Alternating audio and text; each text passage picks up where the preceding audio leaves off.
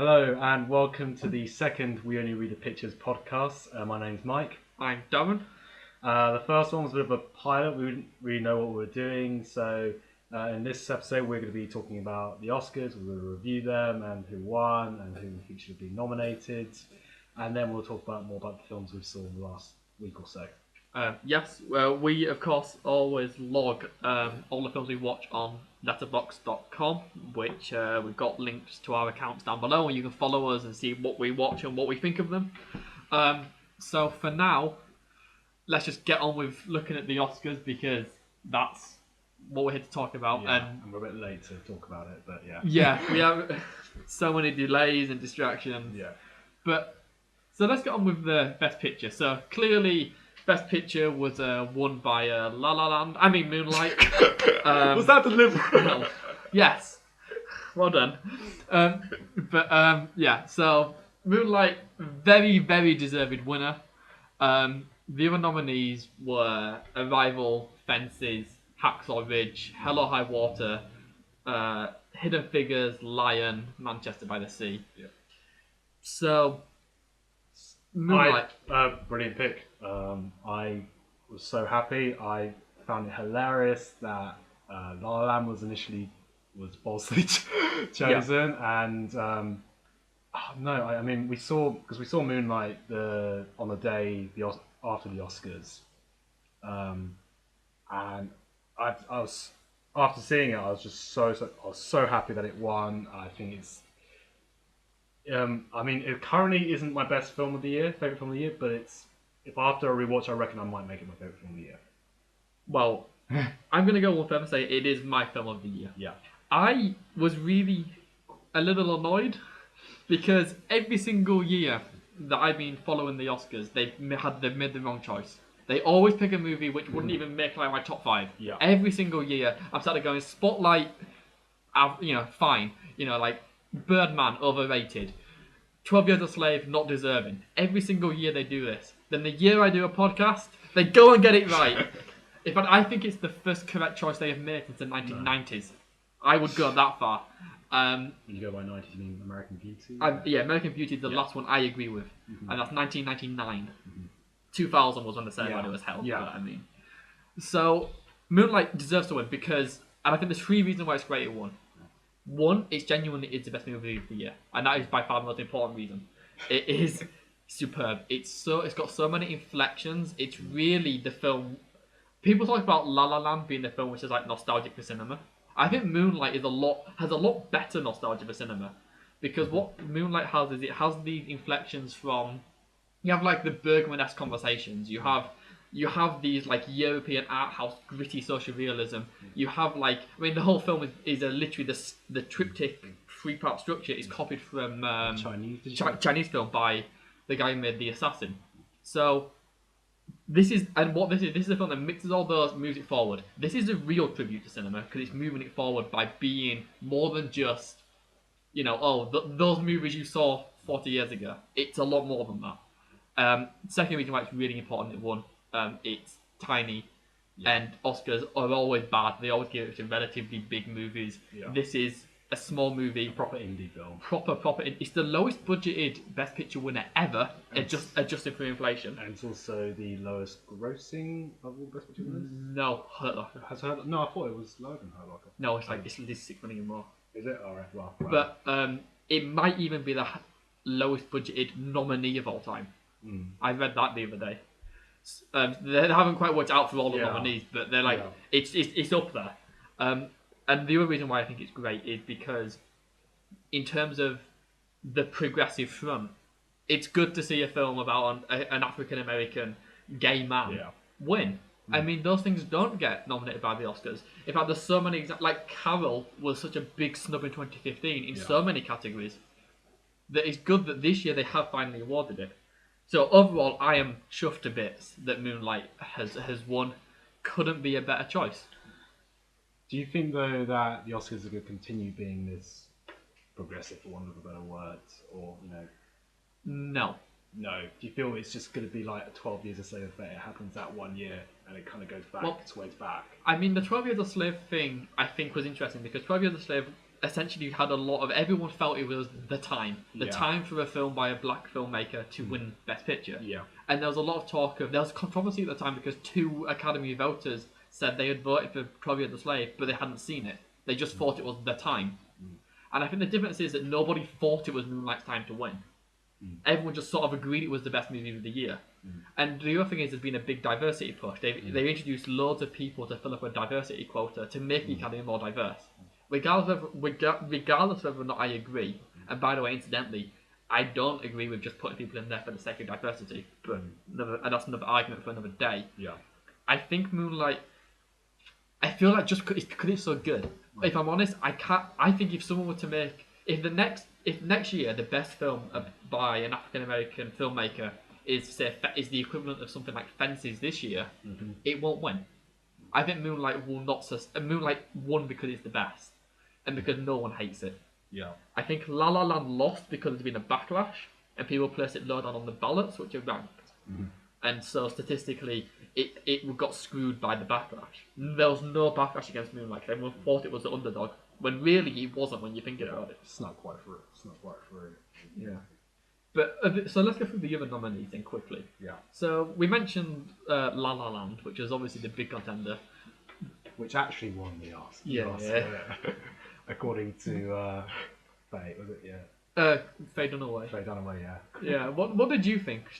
Would La La Land be a good pick if it had won? No, it's not even my top 10 of the year. It's number 6 on my rank list of the Best Picture winners. Yeah. Best Picture nominees. Sorry, nominees. Sorry, yeah.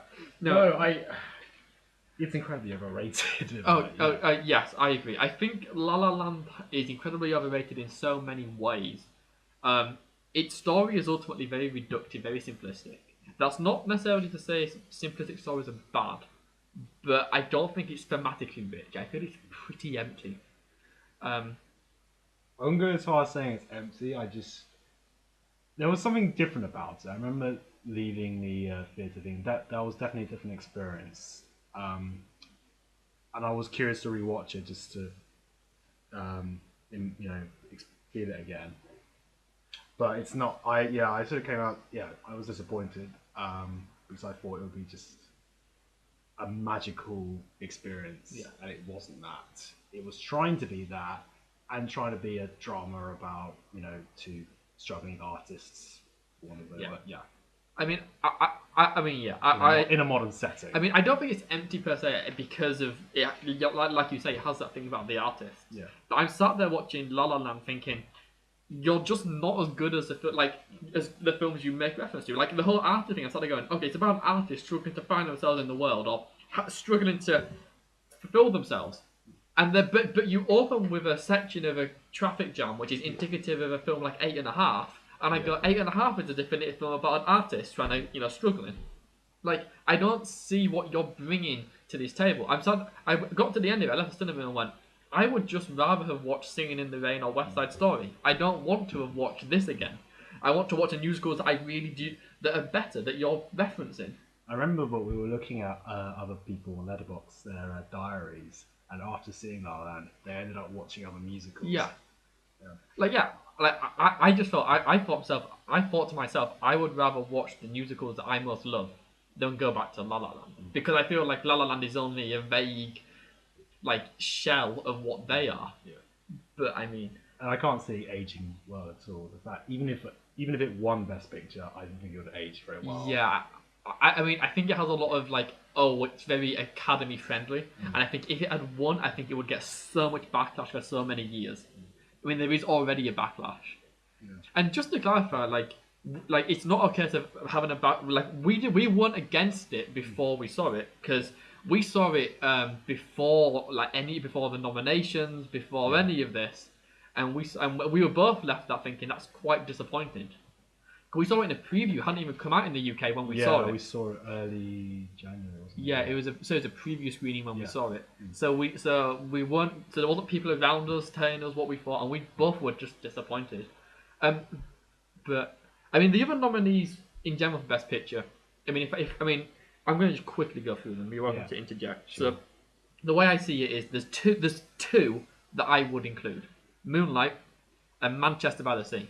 Yeah. Manchester by the Sea, really slight, really small, but really, really heartfelt, really sort of meaningful for what it is. Yeah, I loved Manchester by the Sea. I mean, I loved Casey Affleck's performance. I thought He was so good. so superb. Definitely deserved to win Best Actor in my opinion. It was just such a, because it is a sort of sad story, and it's a beautiful script. That's what it really struck. The script just shines through so much. And because on the face of it, I really wasn't sure what it was going to be, because it just came across as, oh, it's a story about an uncle who has to look after his nephew because the dad's died. Like, okay, that's nothing special. But then you realise there's so much more that they, don't go with, that you have to watch the film to really see. Yeah, I just thought Manchester was absolutely great. And that's really funny as well. Don't forget that. Yeah, I think it's one of those films that just feels like a tone poem. It's very much just that tone all the way through, and it really pays off in so many ways. So the only other film so there's two that I think deserve. The only one I think is an acceptable nominee for me is Hell or High Water, which I think was such an interesting neo-western. It was an interesting little takedown of. It looks at poverty. It looks at masculinity. It looks at things which are often, it looks like an area of society which one might designate in this current time like Trump voters, it's these people that have been left behind by the establishment, by the system. And I thought it was an really interesting film, and funny in places, and really sort of meaningful for what it was. And I thought Hell or High Water is a deserving nominee, but I mean, the rest of them I'm fairly indifferent towards. Well, I don't see Hell or High Water as that high, personally. I don't know. I do want to rewatch it because it just didn't gel when I watched it at all. I don't know what it was. I don't know if it was just the tone it was, because it was a little bit, felt quite, I don't know, a little bit, not empty, but like it wasn't, I don't know, something wasn't grabbing my attention for some reason. I don't know why. It is a very slight film. It's a slight, yeah, that's the one I was. But I mean, I actually think I can see that being really good, or playing well to that. And I sort of agree or see where all your points, but they never really hit me while I was watching the film. They never really came across to me. I still think it's a really beautiful looking movie. I agree. It does look really nice. Some of it has some really nice long takes. I really like Chris Pine in it, but I don't know. It didn't gel with me personally. But yeah. I mean, I feel like that's my position towards other films on this list. I feel like, to me, I actually think the best films this set of nominees are the ones that are very slight, very minor. Moonlight, Manchester by the Sea, both. Hell or High Water, very minor movies. There's not much going on, but like they're really hitting you with so many other layers in their almost nothingness. And Fences is another one which I think is very good. I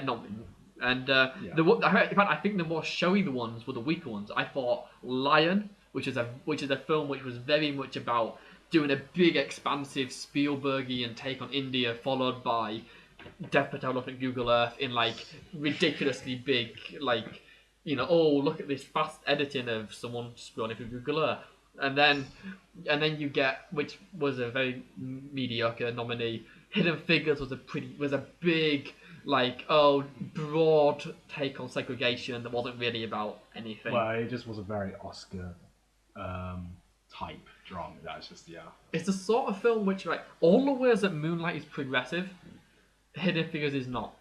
Because Hidden Figures' whole thing is, we're going to tell you a story about segregation, but we're not going to tell you, look, this is a horrible thing. We're not going to make you feel uncomfortable. We're going to go, it's white people, feel alright, because you know what? We've dealt with it. It went for a very light tone. It wasn't trying to address a serious. It wasn't. Wasn't trying to be really serious, and which I didn't mind personally. I kind of, to be honest, I thought it was quite not breath of fresh air, but just nice not have an uber serious film about segregation. I think there's so many very nice looks, like there's so many little quaint. Back in the time people were racist, but they sort of got over it because really they ain't that bad deep down. none of them ever work for me. Every single time I just think, no, that's hideous. I would not go that far. No, don't get me wrong, it's not a bad film. It's Yeah. perfectly watchable, it's fine. And there is one bit where Octavia Spencer, where Kirsten Dunst is obviously white, Octavia Spencer's black, and Kirsten Dunst says something like, "Oh, I've never been against you personally, it's just how the system is." Yeah. And Octavia Spencer says, "Oh, well, I'm sure you believe that." And that's the only point in Hidden Figures that it actually feels like it's going, yeah, you know what, people? Like, people who were, like, just part of the system, they were bad. Like, they weren't good. Yeah. Like, that's the only time it ever really scratches. And the final nominee we haven't discussed at all, Hacksaw Ridge. Fine, the most average nominee. Why it's just sort of fairly right wing, heroic, pro-religion, pro-America. But it did get me a little emotional at times. I will say that. And I think it's a really good war. Like, in terms of the war scenes, they were done very well. It doesn't match obviously the very best war movies, but it's fine. It's okay. It's certainly better than most of these subpar war action films, like Lone Survivor and stuff. So there's certainly much worse out there. Overall, I think it's a mediocre set of Best Picture nominees. It's a bit of a bland list, apart from the others. I think there's no personality to it, really. And I think it's worse than the last few years. I think the last few years have had better nominees. I mean, it's just generally a bit of a boring list, really. I mean, things, Moonlight made it really exciting, though. Yes. It winning. Before, because, if we go back a month, when we think, Moonlight's not going to win, yeah, it doesn't have a chance now, we thought, it's a pretty boring list. La La Land's kind of set to win. Yeah. And all the other nominees are kind of just very safe Oscar type. That's how it is. Yeah, right. I agree. So, what films would you have nominated? Could you have nominated if you could? If you were ultimate say, who would have been on your list? Who would have been on my list? I haven't got where's my top 10? Top 10. So, Neon Demon is still my favourite film at the moment, but it might get dropped down to second through the Moonlight. Well, okay, if I was nominated, Neon Demon definitely gets in there. Yeah. Silence. In there. I Daniel Blake. No. Okay, sure. Don't get me wrong. I Daniel Blake is a great film. Mm-hmm. I think it's certainly better than almost all the nominees, bar the two best ones. Mm-hmm. But I think I could name 15 better before I got to I Daniel Blake. All right. I still love I Daniel Blake. It resonates with me like it does. I think it has the best scene for me this year, personally, and I feel it's just a film that people should really watch, especially in the UK. I feel it's so relevant. Yeah. Handmaiden. Handmaiden should be, the Handmaiden is probably is one of the massive snubs because it's got snubbed in so many categories. I think that really, really deserves to be Best Picture nominee. That is sort of for the foreign film itself. Definitely. Yeah. Snub of the year, really. Neruda. Yep, that would get in on for me as well. Manchester by the Sea. In there. Captain Fantastic. Haven't seen it. Although I probably overrate it. I'd say American Honey. That's like my third best film of the year. I think I would place it above like almost everything. Yes. Yeah. Definitely American Honey deserves a nomination. Nocturnal Animals. No. It's close though. I think there's a few other. I think films like The Lobster get in over Nocturnal Animals before. Oh no, I haven't counted Lobster. But I will count that. It's a 2016 Yeah, I US know. This is my 2016 proper release. So I posted a list of all my awards of my picks for the Oscars on Letterboxd, and I went by US release dates. Right. And have you got any others? The only last one is Hunt for the Water People, which I think that's pretty good. So here's what I would throw in there. So you said most of mine. So American Honey's in there, Silence, Neruda, Handmaiden, Neon Demon. Few potential throw-ins. Jackie, which was a really Oscar-friendly film in many ways, but I think that deserved it more than most of the nominations. Yeah, didn't gel with me, but I can see it doing really well, and I do want to rewatch it. One that I understand is very divisive, but I personally really liked High Rise by Ben Wheatley. Oh yeah, that was released in the... Yeah, I would have thrown High Rise in my list. But here's the one that I think is the most deserving nominee that isn't in there. Film called OJ, Made in America. Oh, the documentary. Yeah. Documentary, won Best Documentary at the Oscars. That was, until I saw Moonlight, that was the film of 2016. That was the best piece of cinema of the entire year. It might be the most important film of the year. It is certainly not something that is inherently super watchable, because it is a very, very Long. well, okay, it's long, but I was going to say it's a very, very in-depth analysis of race in America, of O.J. Simpson and his life, and it skewers all of the aspects of his life through context. Every single thing he did is contextualized ridiculously. The film just takes tangents to spend 20 minutes discussing, an incident that happened in 1970 with the LA police.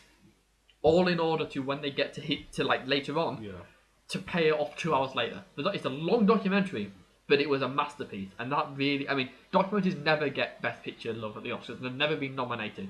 Because they're not proper films, Darren. Yeah. Just tell that to Shower or Man of a Movie Camera and all the people who've used camera techniques. But, just saying, I would have gone there for that. Should we go to the acting? Overall, yeah. Best actress, Emma Stone won. Undeserved. Definitely undeserved. Natalie Portman for Jackie. Natalie Portman would have been my pick. Obviously, there's Meryl Streep for Florence Foster Jenkins. I haven't seen it. Ruth Negga for Loving. Really doesn't. I don't understand that. Yeah, I think Joel in Loving did better. Isabelle Huppert for Elle, who I haven't seen that film, but I just really like Isabelle Huppert, so I'd love for her to get a nomination. Yeah. I think some people who I would have thrown in there, Kate Beckinsale from Love and Friendship. Yeah, that's cool. She was so good. She was, she was. She just nailed that very witty Jane Austen type character perfectly. Yeah, agreed. And I thought she was on point in every single scene in that film. I would have loved for both actresses from The Handmaiden to get in, but obviously that's a pipe dream. Yeah, that's. But Isabelle Huppert again for a foreign film. So, the other Sasha Lane for American Honey was superb. Yeah, it was like her first film as well, wasn't it? Yeah. Yeah, she was a total unknown. Yeah, I think the big snub is Amy Adams for Arrival or Nocturnal Animals. I she wouldn't have made my list. Yeah, but she was really. But it's Oscar friendly. Like the other ones I've said aren't Oscar friendly. She is Oscar friendly, and she definitely deserves it. Compared to Ruth. Compared to Emma Stone, she deserves it. Yeah. And Emma Stone won. I think Amy Adams is the real big snub there. Haley Steinfeld for Edge of 17, mate. Even there's so many other contenders out there. Best actor was the easiest winner and most deserved winner of the night, probably. Casey Affleck for Manchester by the Sea. Yeah, I was so happy that he. Such a low energy performance. But there's so many lovely little subtle moments Yes. in the performance which hit so well. You can constantly tell there's something below the surface. Yeah. Denzel Washington. I think it was generally it was a kind of all the nominations kind of not all on point actually. Denzel Washington was really good. I can't speak for Vigo, but I love Vigo. I love Vigo and Captain Fantastic, and whilst I don't think he deserves to, I'd have loved him to win but I do feel it's just kind of it's just perfectly his type of role because I don't think any other actor, well there probably are other actors, but he is just the perfect actor for that role. Yeah, that's what I say. But Andrew Garfield should have been nominated for Silence. Yeah, that's it. Andrew Garfield, wrong film. Silence should have been. Yeah. And Ryan Gosling is also the wrong Ryan because Ryan Reynolds for Deadpool was much better. Yes. Just throwing it out there. I think I do not get Ryan Gosling. I kind of get why he was nominated through the vote for the system, but it's just I don't think to be honest, he was just kind of being Ryan Gosling. Well, and his singing wasn't great. Yeah, that's kind of like what's required for a musical, and he messed that up. Because I kind of feel like Ryan Gosling was, I wouldn't go as far as saying being himself, but almost bordering on it. I feel like because him and Emma Stone, obviously it's their third film together. It's almost like we just need to see their chemistry again, and that's literally what it was. I would have loved other people who missed out. I would have loved to see Adam Driver for Patterson, who was great. Mm-hmm. Colin Farrell in The Lobster. How good was he? He was amazing. Talking about, you mentioned Daniel Blake earlier. Dave Johns was superb. Tom Hanks for Sully seems like a very random snub because that seems a very Oscar-friendly role, and he just didn't get in I there. don't know, yeah, because he's kind of. I mean, he's got the whole. I think it's more like films he acts in tend to get a bit of that, but he's. I don't know. Did he get nominated for Captain Phillips? I don't think he did. No, he didn't. No, The Oscars don't like him lately. he doesn't. Yeah, he hasn't been getting a lot. His career's, I don't know why they don't like him.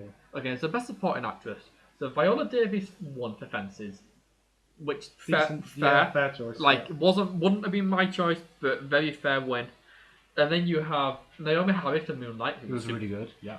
Nicole Kidman for Lion, who was fine, yeah. not nomination deserving. Octavia Spencer for Hidden Figures, Wrong actress. wrong actress because it should have been Janelle Monáe. Yeah. And then Michelle Williams of Manchester by the Sea would have been good choice. my pick of the nominees. I thought maybe my pick of the year. I Hmm. thought Michelle Williams was so good in every single scene. She's in Manchester by the Sea much, but she really makes her presence known in the entire film. Yeah, I don't know which one I would pick really. Kind of like Viola Davis quite a bit. I'm quite happy with that choice. To be Yeah, honest. it's definitely. I actually think the acting choices this year, Emma Stone aside, all pretty good choices. I know. I'd like to see Haley Squad for I don't know Blake. Yeah. Yeah, I would have. They were. I feel like all three of the girls in Neon Demon, so Abby Lee, Bella Heathcote, and Jenna Malone would have been fair nominated for Neon Demon. Yeah. Um, Definitely agree with that. I feel like they were the people who I would have picked. Best supporting actor is, I think, Mahershala. Mahershala Ali. First of all, great name. Secondly, so deserving. I thought that was the He was fantastic. Yes. I was surprised how little he was in Moonlight, but he was just. There's that one scene. Yeah. There's that scene that you know what you're on about, right?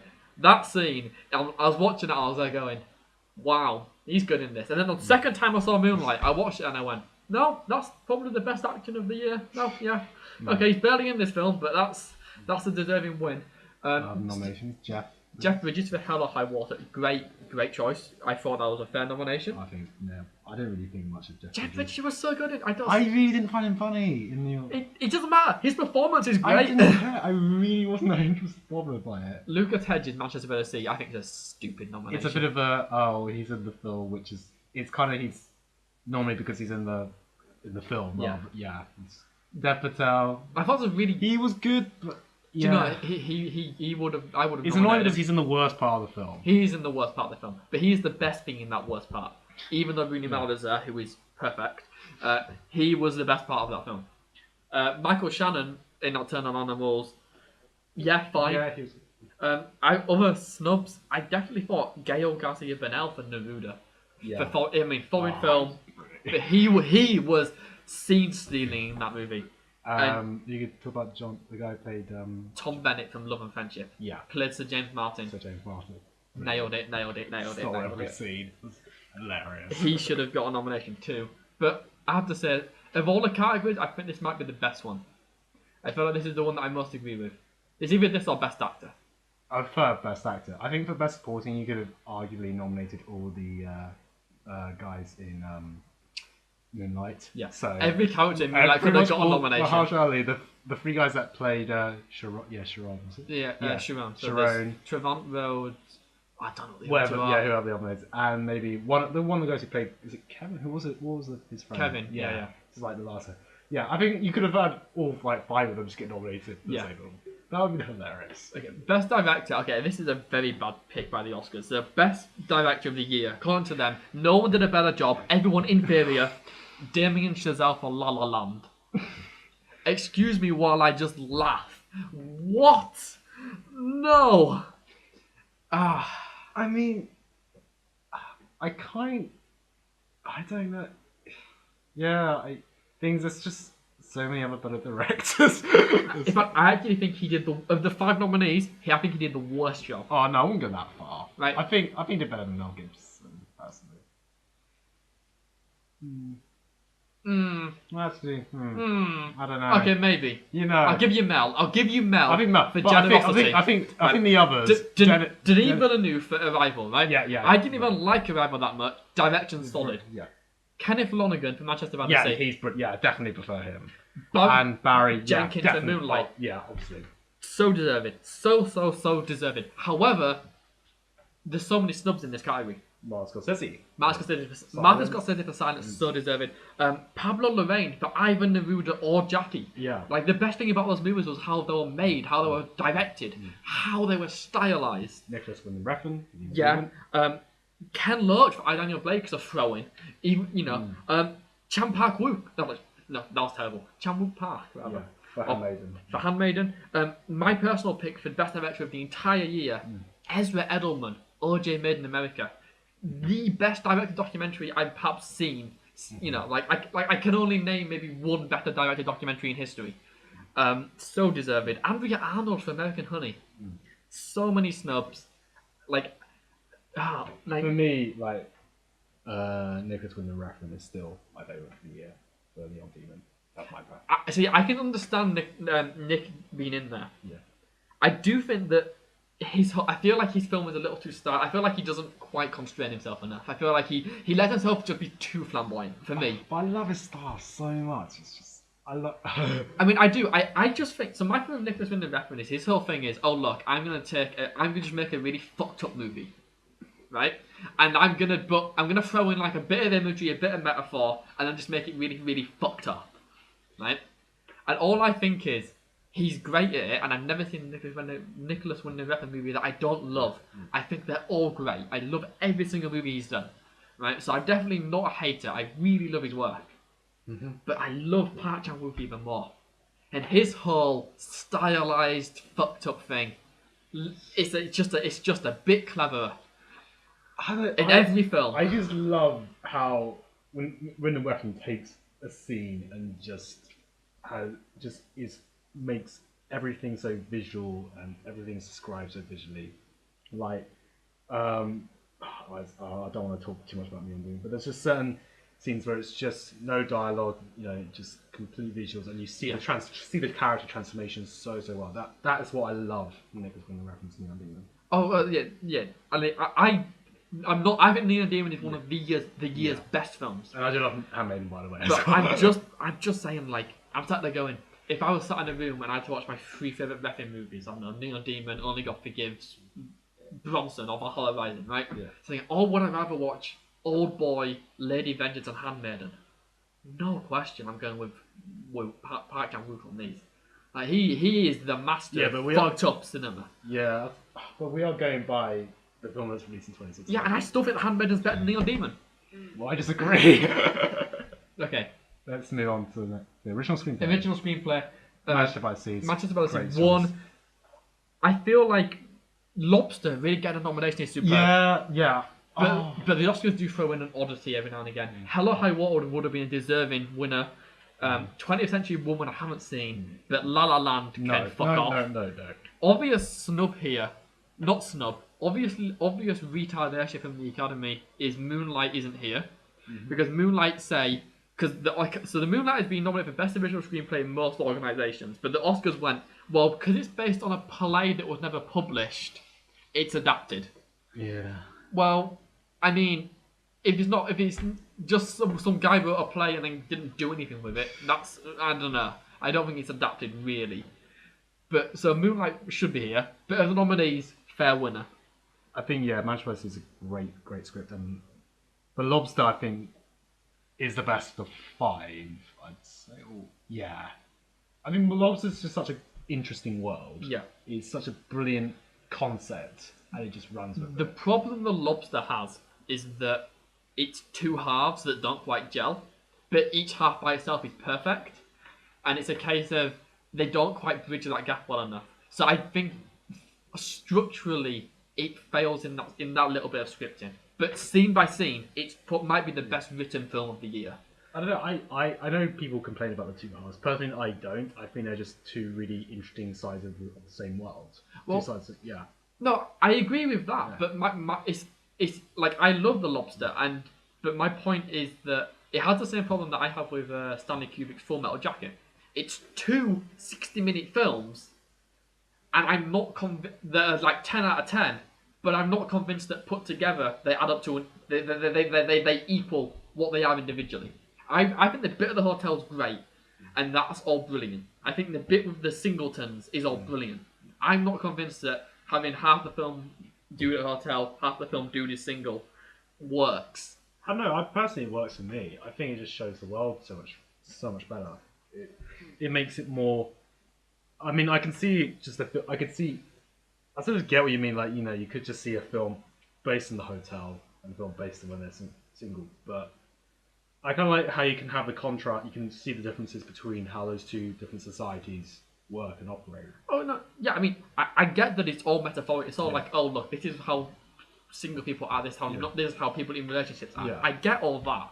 But what I think happens is, so you have all this stuff with the people in relationships, and then they go and become single. And then the film doesn't ever, it just feels like it just happens. And it doesn't ever really play it back in a way that feels like, it just feels like they've gone, we've just changed movie. And that's fine, because it's funny and it's well written and I care, but it doesn't make it ideal. I would rather that the film slowly blended into that than just did a hard cut, which is essentially what happens, because I mean it's not like literally a hard cut, but like it's like one scene and it just changes and that's it from then on. In the next section happens after the climax of the hotel. Yeah, which is essentially a hard cut. You reach a point, you climax, and you cut. They reach a point, they climax, and it changes, and it starts again from the beginning, and then climaxes again. Well, I would rather it was a film that didn't climax and start again. I'd rather it was a film that started low and climaxed at the end of 2 hours. Not climax 60 minutes, start again at 61 and climax at 120. Although having said all that, it's still fine and it deserves a nomination, and I'm glad it was nominated. Yeah, if you move to Adapted screenplay, Moonlight won. Like that's it, we're done. Nothing else comes close. Yeah, I'm not sure we want to talk about the other nominee. Yeah, let's move on. Original score, bad choice. La La Land won. I think Jackie has the better. Jackie's a better score. Moonlight's a better score. In terms of other, I mean, the Neon Demon has a my score of the year. Yeah, my score of the year, definitely. Handmaiden's in there. Moana. Yeah. Before we and this is before we even get to like the nominees, let alone La La Land winning. Like, just no. What's Passengers doing? Passengers, yeah. I don't know. I mean, and what's Lion? What's the score to Lion? Yeah, I don't know. I mean, there's sort of nice bits in the background when Julie India sings, but it's not. It hasn't struck. It hasn't stayed with me in memory. I would have loved for Mika Levi to win for Jackie. Because I mean, the Jackie score really struck with me. Anyway, I mean, I think it's just used so well. There's so many scenes. Where, to me, like the better scenes when I saw Jackie was when Natalie Portman was on her own, and then it's just that score, bellowing over just all the strings playing and all that stuff. I mean, ultimately, oh man, Mika Levi, such a talented composer. I love Mika Levi's work. I loved her working Under the Skin, and I love her work on Jackie. I think I love her Jackie work even more. And my God, Under the Skin was the best score of the year of like 2013, 14, whenever it came out. Mika Levi is such a talented composer, and I cannot wait to see what score she does next for whatever film. Best original song, La La Land won. Should have gone to Moana. For any Moana song, You're Welcome would have been a good choice. Shiny.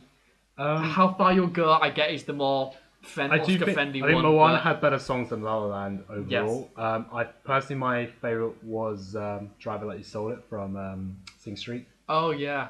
I really enjoy. I've been playing it so much. I've forgotten about it. Really, it's only when I read about it that I go, oh yeah, I should listen to that. But once I listen to it, I don't listen to it again. Really, I know. Like, when you listen to it, it's just such a fun movie. It gets you going so much. I mean, but yeah, I don't get with the La La Land songs. I think personally, City of Stars is one of the weaker ones, in my opinion. Controversially. Since I've seen the film, I've just forgotten the songs from La La Land. Like, they've all gone from my mind. I mean, I prefer Audition personally, but I think that's because that's the better teaser. I also like I think Audition is one of the better ones. The other one I really like is Another Day of Sun. Yeah. Those are the two that stand out to me. It was a great opening for the film, yeah. But I get the sense that all of La La Land people clubbed together to go for City of Stars. I don't think there's any split on that. Cinematography then. So this is obviously an interesting category. Because Silence received the only nomination here, even though it's undoubtedly the best film of the year, excluding like Moonlight. Of the Oscar-friendly fictional films and not documentaries, Yeah. this is the weird category. This is the one. Silence got nominated and it's deserving. I would have thrown in there Handmaiden, no question. Yeah, Neon Demon, no question. Definitely. Right. Other one that I think is undoubtable, Knight of Cups. Seen only bits of it, but yeah, Knight of Cups. Knight of Cups is flawed. I really didn't like bits of that movie, but cinematography is so solid. It's so perfect. I mean, with La La Land, with cinematography, it's just, I feel that the only thing is every song is done in one, looks like it's done in one take. That's literally all it is, really. And I mean, long takes can be great and all, but I remember watching the film, I was like, because obviously the first song is done in long take, and I still noticed it, and I was like looking, okay, where's all the hidden cuts? Yeah. And then it's just every song was a long take. I'm like, okay, and it's like, so by the second and third one, I was like, okay, it's gonna be a long take. Yeah. Here we go. Predictable. It just becomes predictable after a while. So best foreign language film next. I think this is an interesting category. I think first of all there's loads of snubs. I think there's two big snubs. Neruda and Handmaiden. Yeah, the two best foreign films I saw last year, Neruda, Handmaiden. Yeah. Both deserve to be in here. And Neruda could have been nominated, but they didn't even pick it. Handmaiden wasn't even submitted by Korea because of politics. Yeah. So can I just say, politicians who censor artists, please fuck off. Of the five nominees, Salesman, Tony Erdmann, Tanner, Land of Mine, A Man Called whatever. The only two I've seen were Salesman and Tony Erdmann. Yeah. And my thought on it was, Tony Erdmann is the better movie, but it's really close. So Right. I'm not sad with Salesman, but I would have gone Tony Erdmann. Yeah, I mean, I've only seen Salesman, and whilst I think that is a good choice, I do feel it's kind of done for, well, Definitely politics. Politics. Because up until a week ago, everyone thought, up until Tony two weeks Erdmann. ago, Tony Erdmann was and the only one because to of the beat. Trump ban, then Yeah, it's because if you voted for the Salesman, the winners couldn't turn up because the ban going on to America. Yeah, I mean, it's definitely political voting for the Salesman, but I mean, But but it's still a really good deserving. film, And yeah. can I just call out the other three the best foreign language film is a terrible category. They always pick the wrong films, and the three other nominees, they are far from the most acclaimed, talked about foreign films of the year. There's no Elba, there's no It's Only the End of the World, these are movies that are talked about more. No Aquarius, no Graduation. These are the movies that people talk about. But who the hell is talking about Tanner, the Australian film? That has a lot of hype out there. And I'm not even saying it shouldn't be obviously I get if you want to go for smaller movies, but these smaller movies, when you watch, so every single year what happens is people talk about these great foreign films, right? Mm-hmm. The Oscars then don't nominate them; they nominate obscure foreign films, and you go, well, there must be a reason why they're doing it. Maybe they're picking the obscure ones because they aren't just watching the big ones everyone's talking about. And then you watch them and you go, no, these are generic, boring. Why are you? There's a reason people aren't talking about them. So every single year that I've watched foreign films nominated at the Oscars, that's my experience. Mm-hmm. Maybe this year's different. Maybe they've nominated a bunch of masterpieces that are obscure. But you know what? They tend to just pick the most generic, obscure movies. They don't pick the ones everyone talks about. And I'm just calling it out as bullshit right now. Should we move on to the next category? Costume design. Oh, this is a dumb pick. Fantastic. You'd be somewhere to find them. Maybe the most undeserving nominee of the night. Jackie. Yes. All of Jack Kennedy's outfits alone are amazing. Yeah, Allied is a good nomination as well. La La Land, I kind of see. The thing is, La La Land, it has nice costumes at the beginning. Yeah. And then they because of how they want to do the film, they kind of throw them out. But I mean, Hail Caesar should be there. Mm-hmm. Okay, obviously, once again, we're going to sound like a broken record, but The Handmaiden and Neon Demon, especially yes. The Handmaiden, especially Handmaiden. Yes. Handmaiden, yeah. possibly best costumes of the year. Mm. So let's just move on. Wrong. Makeup on Hairstyle at Suicide Squad 1, so that's great news. Because Suicide Squad, it's a great film. It's won an Oscar. Yeah. It's won more Oscars than Hitchcock and Kubrick won one. uh, More Oscars than Carol. Silence and Yeah, and all these other masterpieces of recent years. Best documentary feature, the most accurate award of the night, O.J. Made in America. yeah, well, there's no, Come on. no competition. The only there. other film. Well, I mean, the competition is actually quite stiff because Is it? they've all got pretty good reviews. But the only one there's a film. So there's 13th by Eva DuVernay, who I've heard is great, but I'm not. I can't imagine it matching OJ. Fire at Sea, obviously one called A Bear at Berlin, so prestigious as fuck. Life Animated, fuck that. That's the filler. Life Animated is the filler. No one gives a crap about that. But I Am Not Your Negro. That is the one that I haven't seen that I really, really want to see because that seems really interesting. But otherwise, it's OJ Made in America, obvious choice. Sound editing. Arrival. Hacksaw Ridge maybe should have won, but otherwise, I don't really see the argument. I mean, it's Arrival's fine. a fair choice, I think. It's fair. Yeah. Like All the alien sounds. Deepwater Horizon would have been a good choice. Don't know why La La Land's there. Yeah, because otherwise, surely it's about the music, and you know, sound editing doesn't count the score, but whatever. Sound mixing. Hacksaw Ridge, I think, is a good choice. It does mean that one of the, I think it's Kevin O'Connell was the nominee, who had 20 nominations and never won. But he won for Hacksaw Ridge, so good on that guy. He's finally won it. Deserves it. He's the Leonardo DiCaprio of sound mixing. Animated short. I don't know anything about them. Piper won, which means Pixar won, which is Pixar, because they always do one on these other things. Animated feature, interesting. So I haven't seen Zootopia. Which I have. I do like Zootopia. It is a little bit heavy-handed with its material. It is an obvious social commentary on racism. Yeah, that's literally what it is. There's a lot of racism in this. Yeah, it's still really good, but I feel like I think it's a really. It does have a lot of I do like. They did just went for it in terms of trying to like. There's so many little things they made to focus on about racial segregation, all that kind of stuff. I'd say Kubo and Moana are better animated because I think Zootopia feels a fairly sort of kind of quite standard animation for the moment. But I feel Kubo and Moana both took animation a step further in terms of how it looks. That's my opinion. But I mean, were they better films though? Because that's the category, not how well they're animated. Yeah, I know. Yeah, well, it's hard. I mean, of the three I've seen, my 2 cents goes like this. Moana's the best I saw, then Red Turtle, then Kubo. And I think all three of those are great films. So all three seem deserving to me. Because I've also seen Red Turtle, and I think I prefer Red Turtle over the 4 I've seen, personally. Okay. I really did enjoy Red Turtle.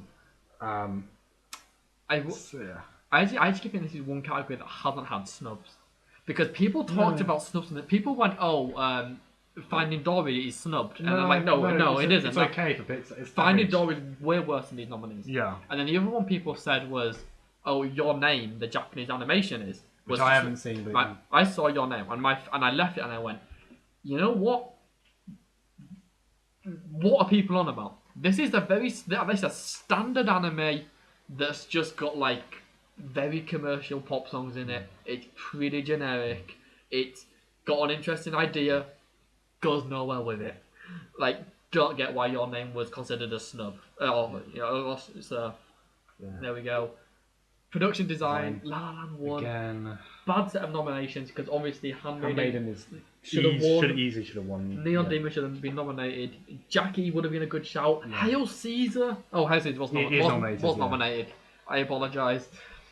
Passengers. I mean, it's just Arrival. I don't get Passenger because Arrival. What? Oh, okay. Because Passengers a lot of CGI sets. Really, it's just a load of it's a big CGI fest. I don't really get the production. I mean, compared to what else has really been really good. Yeah. Visual effects. Jungle Book won. I've seen it. I kind of get why it won, but personally, I agree. It's probably got some of the best. It has some of the best green screens I've seen. I agree with that, and I mean there are bits where even when you watch those videos where you compare the green screen to the non-green screen, I was like, okay, yeah, that is a bloody good green screen. Yeah. But I think things like the animation of the animals is better done in films like Dawn of the Planet of the Apes. Yeah. It's not up to that standard, in my opinion. It's partly because it's more like due to, obviously, in Jungle Book they are just purely animated, and Yeah. in Dawn it's all motion capture. Yeah. And motion capture is is simply better because of, especially with the emotional scenes, when you see the little subtle movements of the face. Yeah. It will always capture it better than pure animation. Yeah.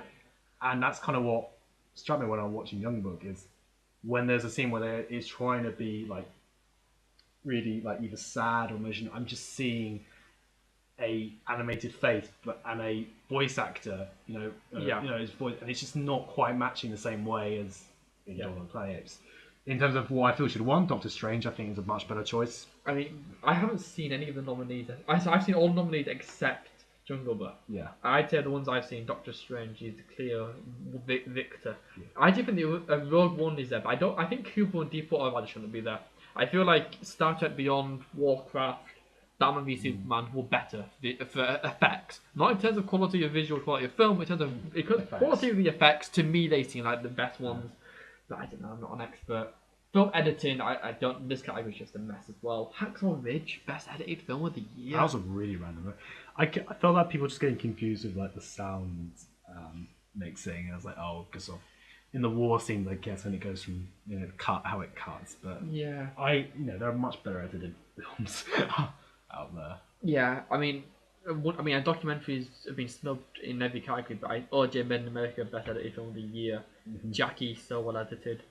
Manchester by the Sea was well edited. Like, it cuts time a lot. Yeah, it was really well. I mean, that's the benefit of the script. That it was very, they kind of. It was a very efficient script in the way it kind of set up a context in the scene. They have a scene where the two characters drive in a car and talk about where they're going, and then they go straight into the sea. Yeah, like straight into the sea. I mean, and not to hark on about it, but Handmaiden. Oh yeah, that's a great script. That's just a great script as well. How it's structured. Yeah, documentary short. White Helmet's one. A little bit controversial, but I mean it's fine. And I haven't seen it all. But best live action short, Sing. Don't know anything about these. Fair enough. Okay. Right. Okay. Do you want to discuss film? I don't feel we have time. Okay. So maybe let's just round up the Oscars then. Yeah, I think. Okay, so a surprising Oscars. Surprising in many ways, I think. I didn't expect Moonlight to win, if I'm honest, but I'm so happy it did. It's the best kind of surprise because it's a good surprise. It was also hilarious. Hilarious. I couldn't believe. I was thinking because I was wondering if there's a conspiracy going on. I've all the number of theories, like, maybe either the Academy doesn't like Warren Beatty, yeah, and they're trying to, embarrass him, or the Academy is, or Russia has hacked into the Oscars as well as the presidential election. Don't get started on that. It might have been like or maybe the Academy is just racist and homophobic. It might be like have you heard of the Marissa Tomei conspiracy? No, what's that? So I think it was in the 90s, it might be like 94 or something, there was Best Supporting Actress, and Marissa Tomei was nominated for My Cousin Vinny, which is like a broad comedy, right? Like, it's not I think it's actually quite it's like a comedy about law, so I guess it's not like that broad, but it's a comedy, right? Yeah. And she was like one of those nominees that everyone was like, oh, she's in there, but everyone thought she had no chance. And then Oscar came up and Marissa Tomei won for Best Supporting Actress for My Cousin Vinny. And it became a rumour that that she didn't actually win, and that the person reading the card got confused and just picked a name at random off the auto cue. And he said her name, and they let her have it because they didn't want to embarrass themselves and admit they were wrong. And for years, it was like a rumor, and they used to and they had to the Oscars had to officially deny it and everything, because people thought she was such an underdog and so undeserving. So it would have been great if they're it would be interesting if that happened again. But yeah, I mean, I think this year was 2016 had a good bunch of movies, but a bad set of Oscars. I think so many smaller films It were was a snubbed. great. It was a great year for small indie films and foreign films. Yeah. Definitely. Well, I mean, I don't know about foreign films. It was a Well, great. It that was was a a great pretty year good- for indie films. Yeah. But like, It yeah, was also a very weak year for blockbusters. blockbusters were pretty bad across the board. I I feel like the big snubs really are Silence, OJ Made in America, Handmaiden, Neon Demon, American Honey. They're the ones that I think deserve more love. And Neruda. Yeah. They're the films that across the board I think could have got so many nominations and just didn't. I get that they're mostly foreign and indie films, and I obviously am a bit of an art house geek, and I obviously am like And into the that. Oscars obviously aren't. Oscars obviously aren't because they are lowest common denominator trash in general. Well, I won't go as far as trash, just films that everyone can Well, no. agree with are good. I'm not But, saying Oscar winner films are, but as a as thing, As a- it's pretty trash. It's pretty much a bunch of people backslapping each other for making you think, oh look, your piece of mediocrity was better than my piece of mediocrity. Well done. Like, okay, like I I don't know. It was. I waking up to the result was brilliant. I mean, the first thing I found was Moonlight won. I Yeah. was like, wow. Yeah. And then I watched the thing. I was like, oh, they messed up the whole Yeah. thing. And I was just laughing so much. yeah, For it's definitely an insane ceremony. But yeah, I mean, it was a weird year. It just feels like an odd year for that to happen. I mean, Pretty much. Okay. I feel like we should run our course of what we can say. yeah, I think we should try and wrap it up a little bit. Yes, wrap it up. Well, we're here. We need to wrap it up. Yeah. You do that. All right. Okay. So we don't know what we'll talk about next week, but we will try. Films. Apart from films, but in terms of topic, we're not sure. But we will have a podcast next week.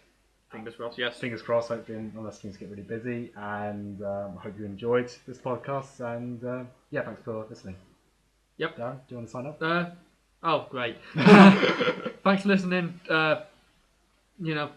Contact us or message us on various things if you want. Yeah, and follow us on that box. etc. Blah, blah, And we'll see you guys next time. next week. People, if you bothered listening. Yeah. Okay. Cool. Bye. Bye.